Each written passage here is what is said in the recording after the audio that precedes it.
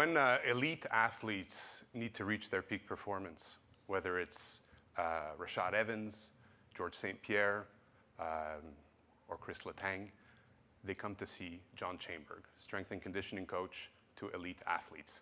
Why do you think they come see you? Well, I've hopefully built a good reputation with a lot of elite athletes.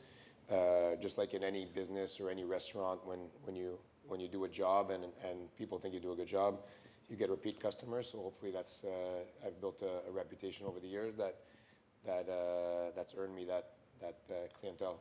And in addition to your coaching, you own APC. Yes. So tell us a little bit about APC. Well, APC is basically a gym. I used to have a private gym where I met all these professional athletes, but I had Monsieur, Madame, tout le monde, and it was a private gym. And what happened was I was actually going to go into business with one of my athletes, Russell Martin. He played baseball, and it just fell through that I needed to find a place because I got out of my old lease, and we just opened up a public gym. So I got to keep my private training clientele, but we opened it up to the mainstream public. Awesome.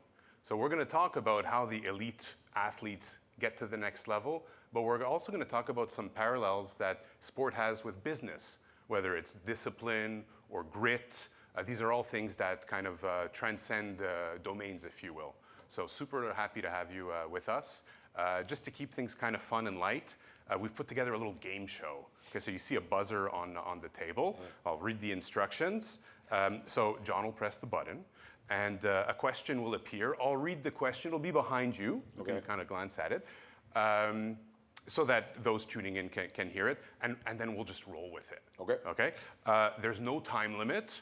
Answer as naturally as possible, and the only rule is to have fun. Okay. Okay. Awesome. So we can get started. Whenever you're ready, you can press the button.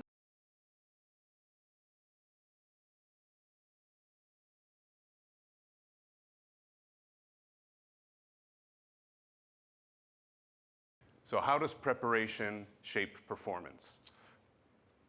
Begin? Well, you can begin. I'll give an example. Yeah. Okay. I prepared for this podcast as much as I possibly could.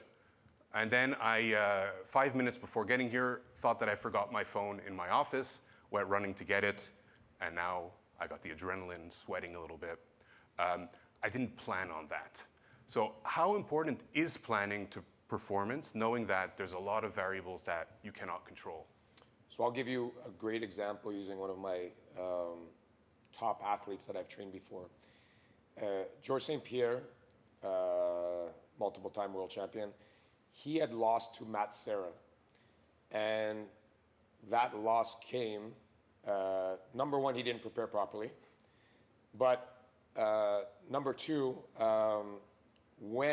and I'll just fast forward, after every fight from that loss, we noted that when he walked down off when he's coming down the aisle to fight, when you're not prepared, you have these butterflies that are not the good butterflies. You're very nervous because you mentally don't think you've done all your homework, just like planning for an exam.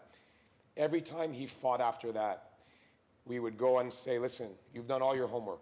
You've done everything you could. You leave it up. Anything could happen in a fight. But when you prepare properly, you've crossed all your T's, dotted all your I's, you put yourself in the best position to win, whether it be a fight or whether it be an exam, whether it be in life. So obviously preparation is the key to performance. Right. That's the number one tool to everything. Obviously having good coaches, having a great diet, whatever it is, but the most important thing is making sure you leave nothing, no stone unturned. Right. That you prepare properly. When you say preparation, you mean obviously physical. What about mental? So yeah, so for that fight, after that fight, George actually got a mental coach or concussion? No, a coach. Okay. For his actual, really? Okay, I see. Mental preparation. Yeah. So obviously visualization, again, preparing mentally, visualizing, getting ready, And again, the same thing. When it comes to performance, for an athlete like that, sleep, diet, you just make sure that you're mentally calm, that you know you've put on the work. Because I know how it feels that if you're getting ready for an event and you don't feel if you're in school and you're giving an oral presentation and you feel like haven't prepared enough, or you get nervous, and then you stumble, you forget, you shake. When you're ultimately prepared, you're the most calm you're going to be, and you're prepared for any situation that presents itself. Right. Do all of the elite athletes that you work with have the eye of the tiger? Definitely not. Definitely not. But the top ones. So what I'm saying is, we're saying elite, but I've trained a lot of athletes. I say anybody who plays professional sport or an Olympian, they're all elite. But what separates the Chris Letangs, the GSPs, they're on another level when it comes to preparation. They're like, Chris was just in the gym. He could have been on vacation right now. I just left him in the gym. These guys ultimately prepare so that their fitness and their preparation in the gym is not something they question when they fight. Right. And discipline, right? Yeah. Discipline trumps motivation? 100%. 100%. 100%. You'll see a lot of guys, I'd rather work with someone that is going to be disciplined and not question. I don't have to question whether they're coming in that week. Or I've trained a lot of athletes, and the most successful ones are the ones who are the most disciplined on, if they have to be there 3 times a week, 7 to 9 a.m., they're always there. You never have to question in your head if they're there. Awesome. And is there a myth in training that you'd like to debunk, whether it's, you got to train until you're dead, or not train at all, or anything? Well, back in the day, I've been doing this a long time, people thought they had to train more. Now, as the years go on, science has proved that proper recovery is just as important as training hard. So there has to be the proper balance between training hard, recovering, obviously the mental aspect of it. You need to put it all together. Just going balls to the wall and going crazy is not necessarily the greatest tool to success. When you're young, your body can get away with a lot. Right. As you get older, it's very, very, very tough. Amazing. Okay, cool. Should we hit another question?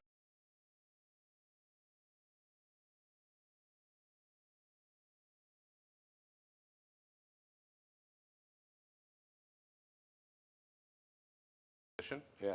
It almost seems like I would have put these in a special order. Yeah. What separates athletes who are able to actually perform versus perform when it matters versus perform when training? So the first question leads seamlessly into the next, is that preparation would be the number one tool, I'd say, to be able to perform under pressure.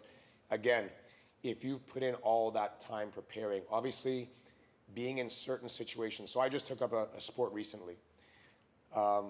Playing in these tournaments, I haven't played in these tournaments before. So as comfortable as I feel in training, entering a situation where you have a crowd, where you have people cheering you on, more pressure, being involved in a competition, it's nerve-wracking. Right. So again, putting yourself in a situation that sort of mimics what you're going to, whether it be mock exams or having, a film crew come film you while you're going to compete. Things like this will prepare you later on for when you're actually in the heat of the moment, the competition. You got to get kind of used to it, get comfortable with it. Exactly, because as much as you go through practice. So I used to wrestle. Yeah. The wrestling room, you're with your teammates, you know how sort of like you go there. Most of the wrestling practices sort of resemble each other, and nothing is going to take you, once you've been wrestling for years, nothing is going to get you off nothing's going to surprise you. When you go into a tournament, again, there's a lot of variables that you're not used to in a practice environment that just sort of catch you off guard. So, sometimes you just need experience, and that's it. Just being, you can wrestle all you want in practice. You go to your first tournament, you get nervous. You got to go to the bathroom like 10 times before your match. Right. You don't sleep the night before. These are variables you wouldn't have when you're going into a regular wrestling practice. And as a coach, do you simulate those types of situations? 100%. And, a different level of fatigue, because not only do you have that physical fatigue, but you have a mental fatigue. And sometimes that you can't account for it. So you have to sort of, plan in advance. And how? The mental part of it's a lot different. I mean, obviously you'd have to simulate, I would say, making games that count for something. Okay. So whether it be, it's more than just saying, okay, if you lose this match, you have to do an extra 100 push-ups. Nobody really cares to do extra 100 push-ups. Right. But sort of, not an embarrassing, but there has to be some consequences to losing or to not performing properly. Right, like, do you know David Goggins? Yeah. So he talks about like the accountability mirror. 100%. Or like posting, that you're going to do something so that now you better do it because you've told everyone that you've done it. Exactly. Yeah. And you know what, we didn't have, back in the day, we didn't really post a lot on social media, but it's actually a great tool that a lot of people don't post their practices but sometimes filming an actual workout and letting people see the actual true self of what you're doing and not just your doing everything properly, right. But some of your failures. Right. Yeah, that makes sense. I think Arnold said, when you're training, you should focus on the part that you're least developed in, so that you're almost shamed into performing. Both. I mean, you want to work on your strengths, but also people. That's another thing, is that people in their own training like to stay in their comfort zone. So again, getting you out of your comfort zone as much as possible in practice is the most important thing. But a lot of people are very comfortable doing what they like doing. Right. They don't. That's actually another thing that some of the greats do, is they'll focus on what they're bad at. George being one of them, is that George put himself in situations where he wrestled with the national wrestling team. He did his jiu-jitsu with the top black belts in. So he would get dominated in all these aspects, but it shaped him into the best fighter in the entire world. Right. Yeah. Okay, cool. Shall we do?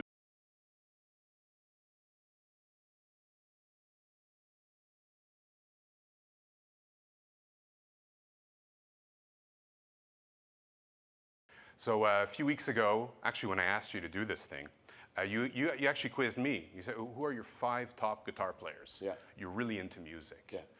What are some other tools that athletes or anyone uses to kind of get into the zone? I mean, having a mental coach, I think, is a very untapped resource, but I think a lot of teams are starting to do it now. So having that, I'm in charge of the physical aspect, but I can't get you ready mentally. I can help you, just over the years, get you more on the determination aspect. You've yelled at me a few times. Yes. But having an actual coach who specializes in just that, getting you ready mentally, I think is a huge aspect.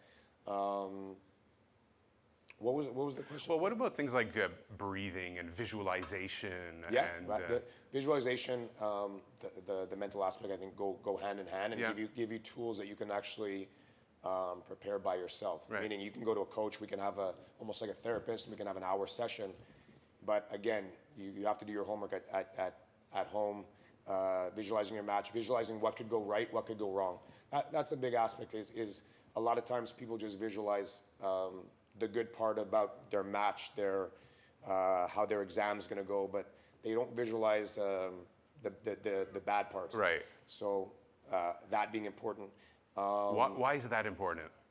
Because what happens is, as an athlete, when you get into a situation where you have never experienced something, whether it be fatigue, whether it be an injury, your body doesn't really know how to react. So you panic.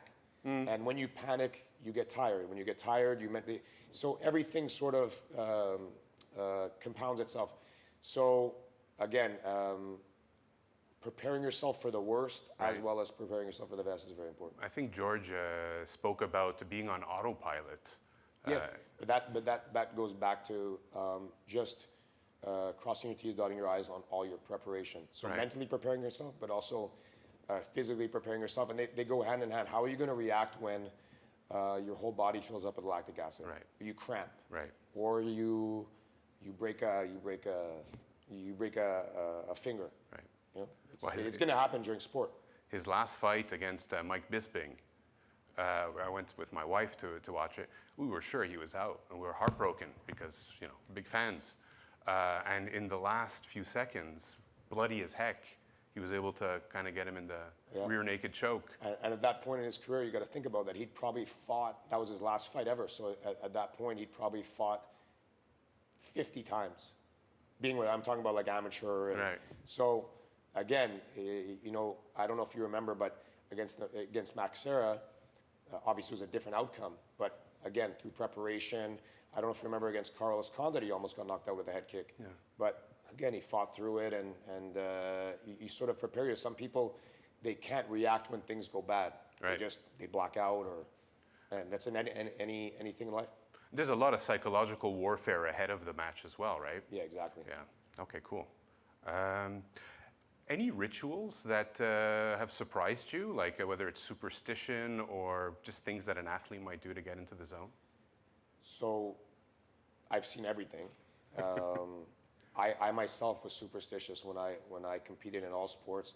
I would have these little things where I'd need to.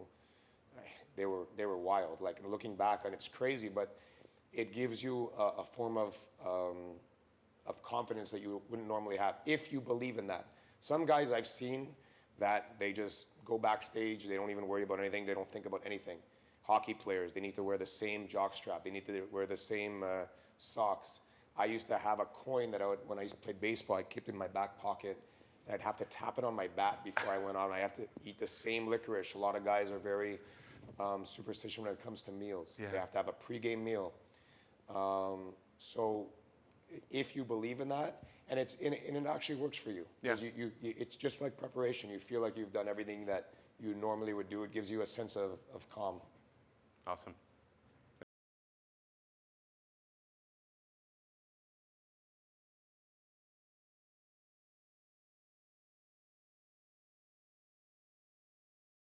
So the role of a coach. So what makes a great coach? You know, there's a lot of things that make great coaches. I think understanding your athlete is the number one tool. A lot of coaches, I know that are the best coaches, they communicate and they treat every athlete a bit differently. So obviously you'll have athletes that are very similar, which you can group together, the same personality, the same athletic traits. But I think a good coach will recognize if someone's a bit weaker mentally, stronger mentally, physically, they're able to communicate. And I think Mike Boyle said the best role of a coach is getting your athletes to do what you want. And you can't always do that by treating everybody the exact same. I could be harsh. My wrestling coach was Soviet Union, very rough, very insulting, very harsh, but I got along perfectly with him. And I think he understood who to treat like that and who he could abuse, sort of. You think it was intentional, or it's just some people brought out something in him? I think the athletes that he had confidence in, and I think at that level, at such a high level, you know who you can push to that extra little bit. Right. You know, like I've had kids that they cry when they train. Right. Like literally, and no matter when you get them past that threshold, they can't compute anything, and they break down. And I think without ruining your team setting or a setting where you still have to bring out the best in them, you sort of have to bring them to the edge, keep them there, and then sort of dial it back when you need to. Right. But I knew who I could push and who I couldn't push.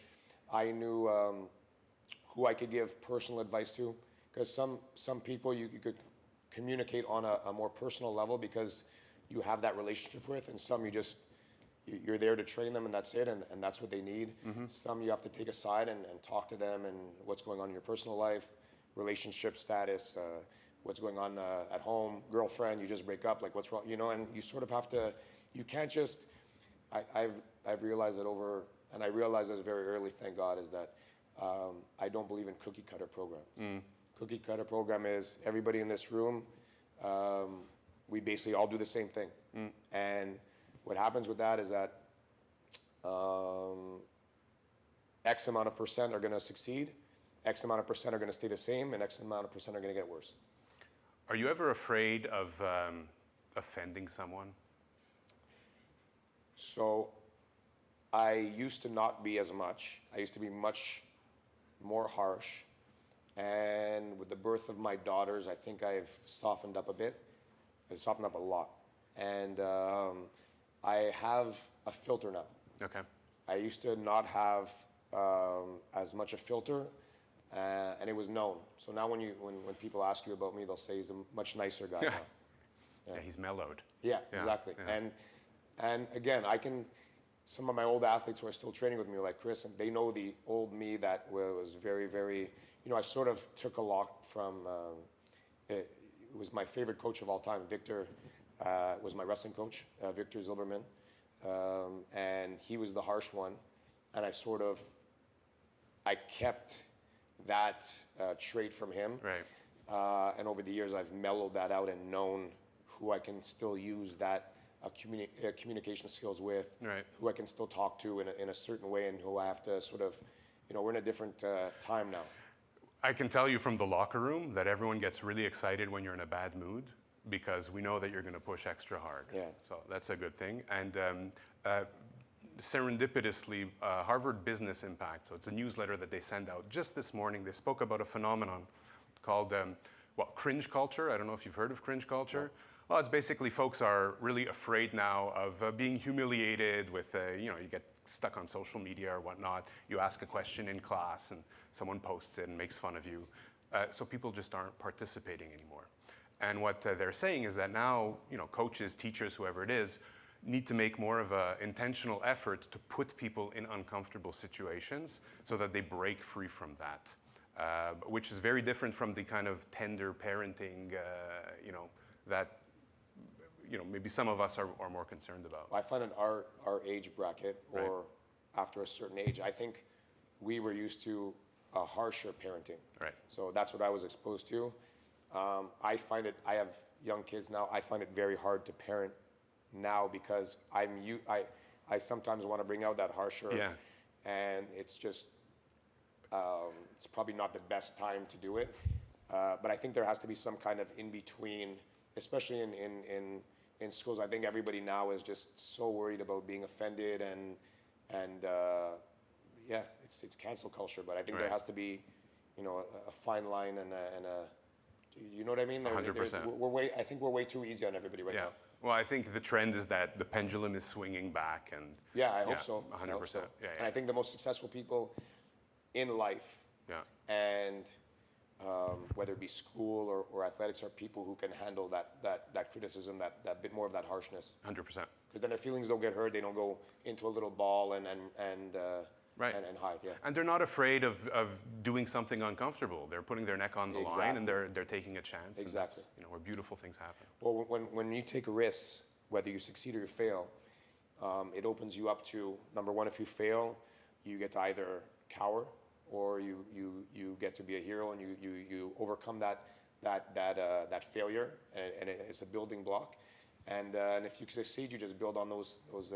You have to have failure and success. 100%. Awesome. Let's do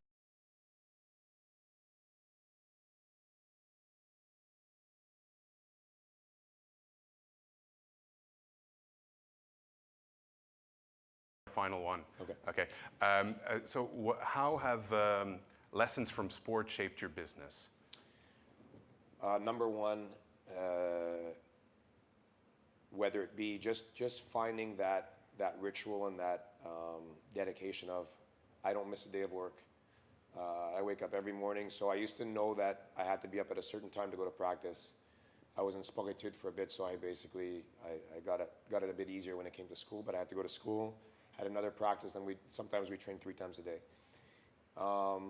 And in business, I know that I have to be up every morning at 5 a.m. max. I have to be at work.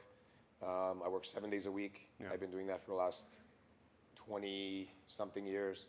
I think that's shaped a lot of who I am, is that I don't want to say, everybody's like online, no days off, but there's something to be said with someone who shows up when they have to show up. 100%. Being on time, I think is a huge quality. So punctuality, always, If I have to be here for you at a certain time, I have to respect your time. You have to respect my time. But again, the work ethic, I think, is the number one thing. Also, being able to handle success and failure, what we just talked about. So you're going to fail in business, you're going to succeed, but not, building from the failures and learning from them. Right. So if something doesn't work, you might think you have the best idea for a class, the best idea for exercise selection, but the coaches that don't grow, or the coaches are the ones who are stuck in whatever they've learned, and they have a certain, that's a lot of what's wrong in our business is you're so, whether it's, you could own a restaurant and say, this is I only make this meal. I only train people this way. And I think you need to have some pliability in how you approach the way you have a roadmap. Right. I want to get from A to Z. You're going to have a lot of turns along the way, and you just have to be able to work your way through those turns. So during the pandemic, it was very impressive to see how you guys pivoted. Yeah. You didn't skip a beat. Yeah. I mean, before all the rules were in place, you were moving some stuff online, and maybe speak to us about that experience.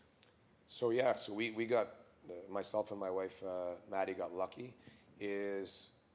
So during the pandemic, so our industry got hammered more than anybody, is that we wanted to work. It's not like we didn't want to work. Right. So we had to pay rent, but we couldn't stay open. So we weren't allowed training anybody in person, but we still had to pay rent. So our business, actually, APC, took a hit. We were training private clients online through FaceTime and through, there was a thing, I think, House Party. So I would train a group of people online, whether it be a husband and a wife for 8 to 9, 9 to 10, I would train another family. So we'd still be able to make some money, but we said, listen, we have this gym. Myself and Maddie would go in every morning. We'd do a free workout online for everybody in the world. And we were getting like close to 2,000 people tuning in a day. Wow. And we'd show up every morning, whether we weren't feeling well or not. We said, listen, we're going to be there from 9 to 10. We did a workout, and we were doing like hour workouts a day. I can't even fathom how we did that during that time period. And then when things started to open up, people still wanted to work out with us online. Right.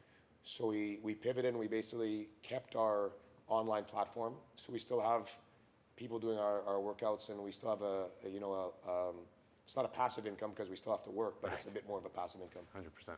Awesome.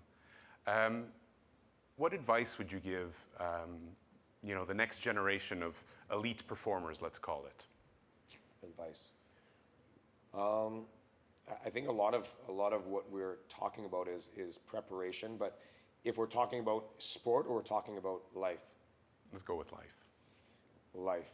Again, it's not just studying what you're going into. You need to have a wide array of disciplines that mold you into, whether you're going to business. You're not, let's say you're going into a certain business. You won't just study that business, but you'll study successful people in different areas of life and mold yourself into one entrepreneur. Or in business, in sport, it's like saying, if I train a hockey player, he just goes on the ice and that's it. No, he has to come to the gym. He has to do the mental preparation. He has to have a sensible diet. There's other aspects of I don't know what you would call it, the preparation that you'd have to put into being a successful X of Right. whatever you're going to do. Awesome. I got a couple of pictures that I want to show you from the gym. Okay. So I got this one over here. Gym's littered with quotes, beautiful quotes. Sometimes when you're kind of catching your breath, it brings that extra oomph. Okay. Do you have a favorite one? Yeah, it's not there. It's there's no traffic on the extra mile. What does that mean?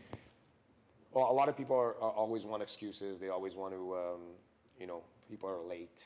So that's what I said when people say, I ask them when they come in late for an actual session. So you book a session with me, you're booking my time.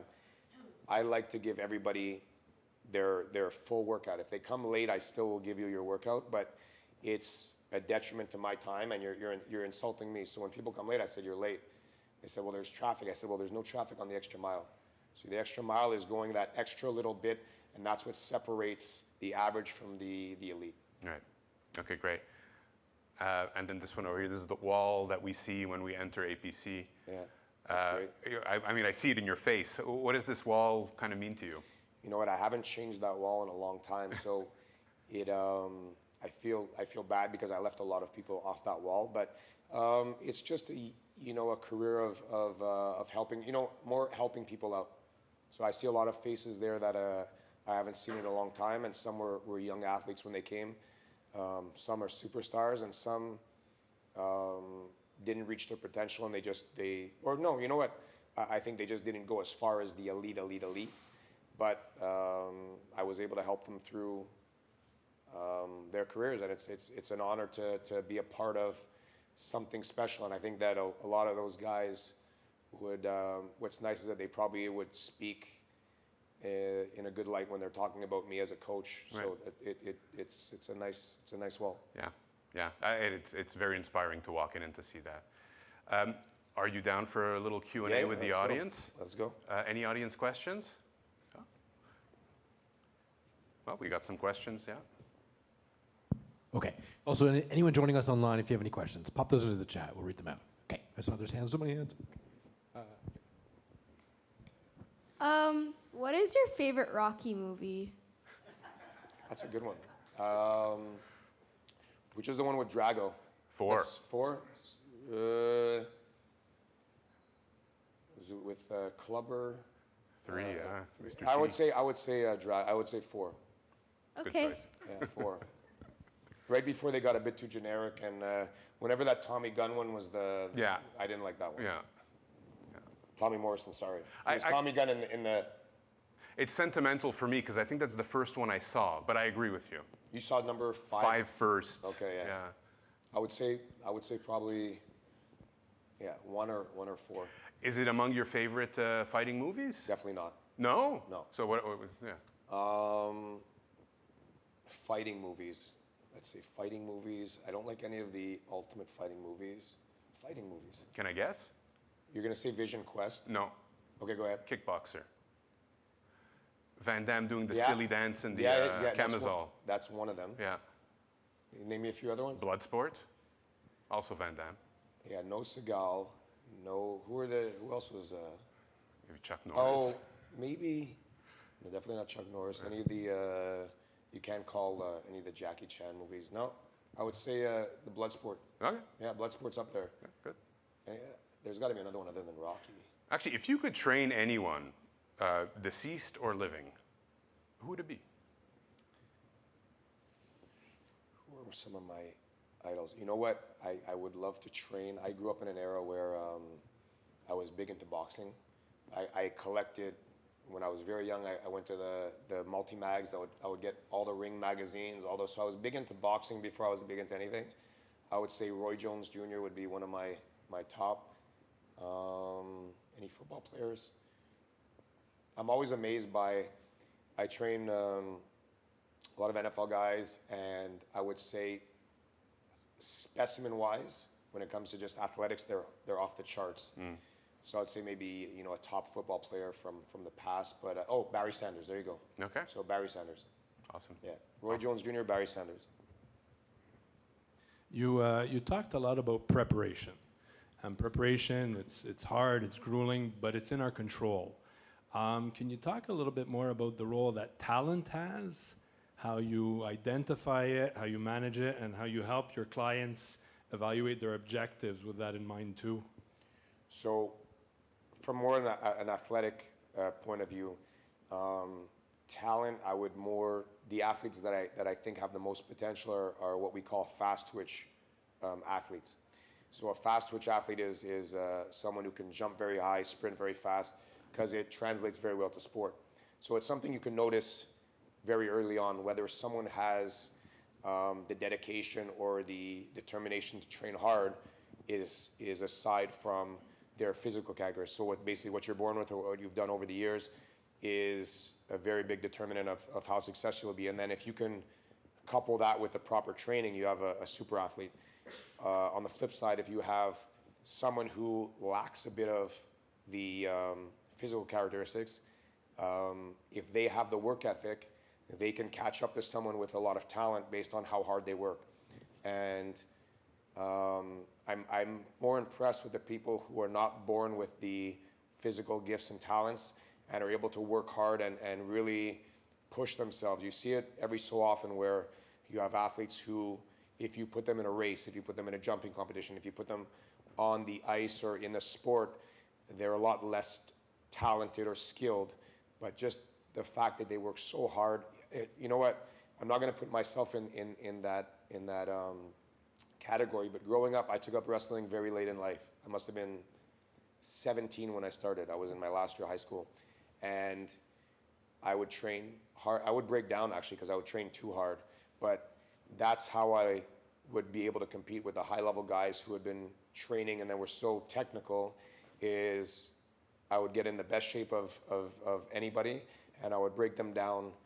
So they would be higher than me in a skill aspect, but you know, in a wrestling match or in a competition, they would get more tired, and I would be able to meet them there and then surpass the ones I could be better than based on the fact that I worked harder than everybody else. I wasn't as talented when it came to the strongest, the fastest, but the most important thing is that I hadn't been wrestling for that much time. You know, you're wrestling against guys who are competing since they're 4 years old, and you take it up that you're way behind when it comes to skill. So you got to catch up somewhere. Sorry, what's the worst injury you've ever had or seen in one of your athletes, and how did you overcome it, or how did they overcome it? In competition? Sure.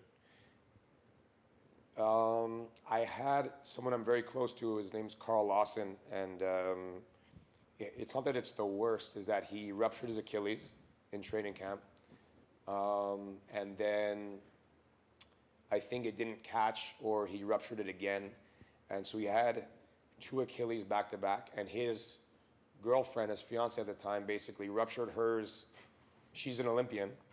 She ruptured hers probably a year after him, so they're almost recovering together. She ruptured it again, and then her surgery didn't catch. So she basically, it's almost like she ruptured her Achilles 3 times. She competed in Paris at the Olympics, and she's only starting to really start throwing close to where she was before now. So I think it's the long injuries, you know, that where you have like 8 months off, 9 months off, and then when you return to sport, that you're not the same you were before.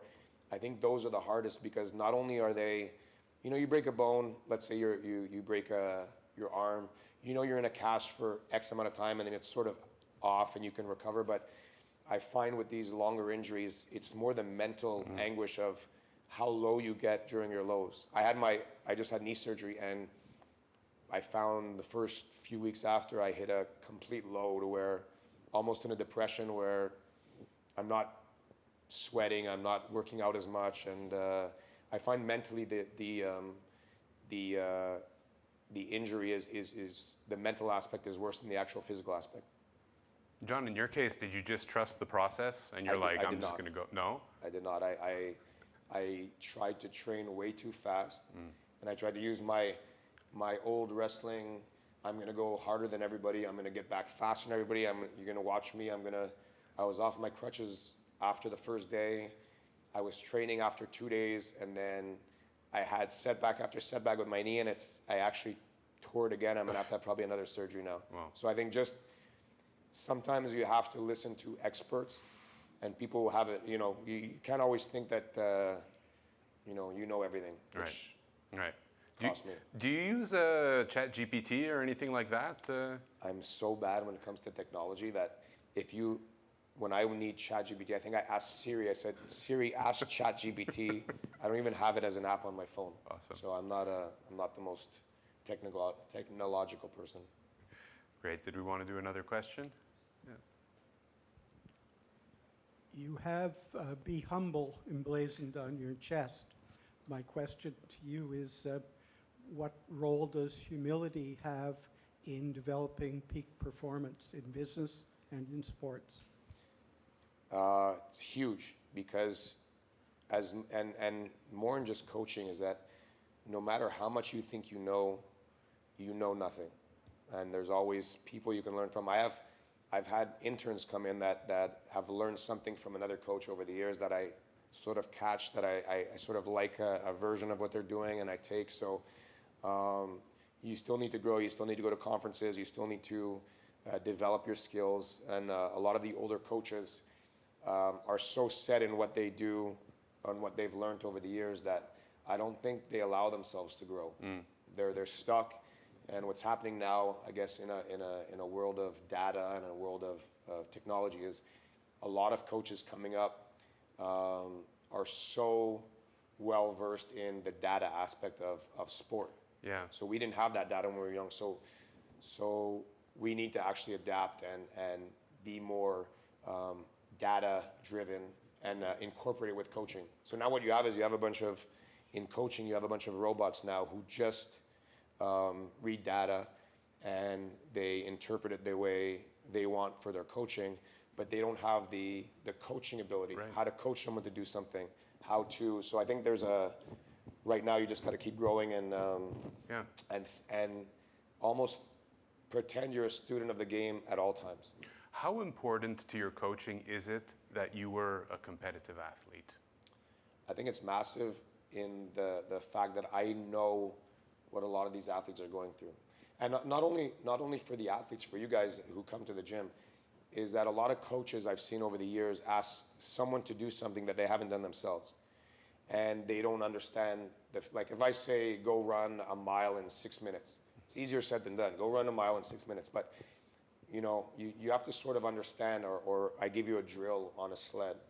If I've never done that drill, I've never felt that, it's fine for me to scream at you, but if I don't know what it's like, I've had parents come in. I kick a lot of the parents out now when they're coaching a lot of when I'm coaching their kids, is because they're yelling or they're trying to coach their kids from the sidelines when they don't even know. I once had I'm not going to say which star, but I had a star hockey player come in, and actually it wasn't a star, but their father was yelling at them to go faster in something. And I don't usually allow parents to be around the kids when I'm coaching them, but this was early in my coaching career. I said, you know what? I took his kid off. I said, you get on this machine now and you do it in front of him. And I'm going to have your kid chirp you and your kid yell at you, and you see how you feel. Yeah. So, a lot of people don't know that feeling of how bad it feels Right. to be doing something. Yeah. So. Yeah. Awesome. We have a question online, Jonathan. Yeah. Richard as well. I'm going to read it out. It's from Felix. Asks, elite athletes live by routine, but my life with 2 toddlers makes that impossible. Can discipline alone replace routine? No. It will help, and as you get older, the ability to train smarter is obviously, it catches up. So I have 3 kids. I don't train the same way. I'd love to, I take for granted when I was in Sport-Études, and basically my job was to train. So I'd wake up in the morning, I'd go train, I'd be able to take a nap in the afternoon, go train again, take another nap, go do whatever I had to do. Yeah.